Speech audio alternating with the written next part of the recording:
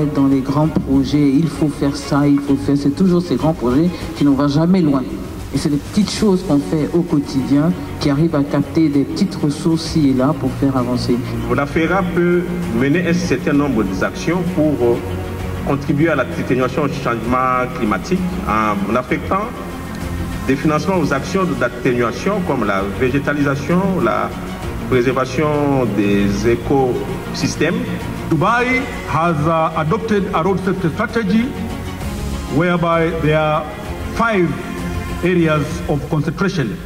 One is improved road infrastructure. Secondly, safety, vehicle safety, awareness, efficient operations, that is traffic management, and also robust enforcement. Mais en termes d'éléments contextuels, nous pouvons les cerner en 2 éléments. Le premier élément, c'est l'importance de l'entretien routier, donc en termes de faits. Et en seconde partie, l'estimation des déficits. Donc le déficit en matière de financement, nous allons faire un zoom sur le côté sous-régional, donc du côté de la CEDEAO. Donc des dépenses d'entretien plus élevées permettent de limiter les pertes progressives de la qualité. Ça, c'est un élément important qui a tout le temps été relevé. C'est pourquoi d'ailleurs les pays de la SATP ont relevé que seuls 20 à 30% des besoins sont couverts par les fonds routiers. Au niveau de la CEDEAO, nous avons malheureusement une situation qui est très critique où 10% seulement des besoins sont couverts. Donc le gap, il est énorme.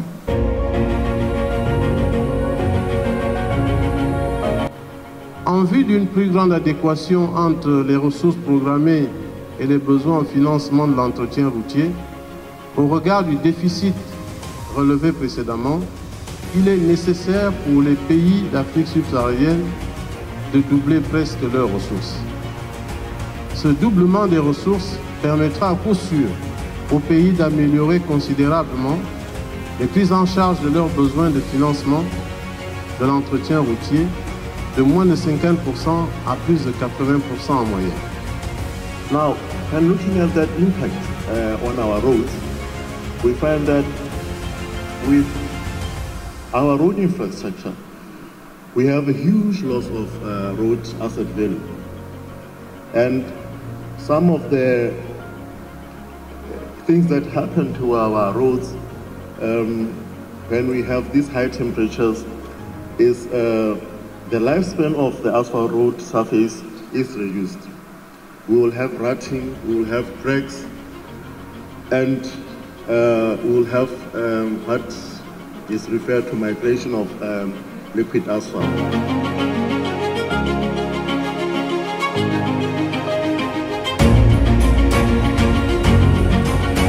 Je tenais à venir à cette importante assemblée générale de la FERA pour montrer l'engagement renouvelé de l'Union européenne envers l'entretien routier en Afrique.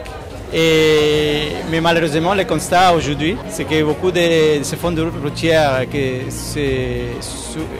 sont supposés d'être de 12e génération ne le sont plus parce qu'ils n'ont plus d'autonomie financière. Ils ne collectent plus les recettes de la redevance de la route sur le carburant. Donc les fonds routiers n'ont pas la capacité de gérer et d'avoir les fonds pour gérer l'entretien. Donc nous sommes venus ici, l'Union européenne, pour montrer à l'Association des fonds routiers d'Afrique que l'Union européenne continue à être un partenaire. J'admire Côte d'Ivoire avec son développement routier, les nouveaux ponts, les péages et tout ça. J'espère que Madagascar vont suivre l'exemple de Côte d'Ivoire.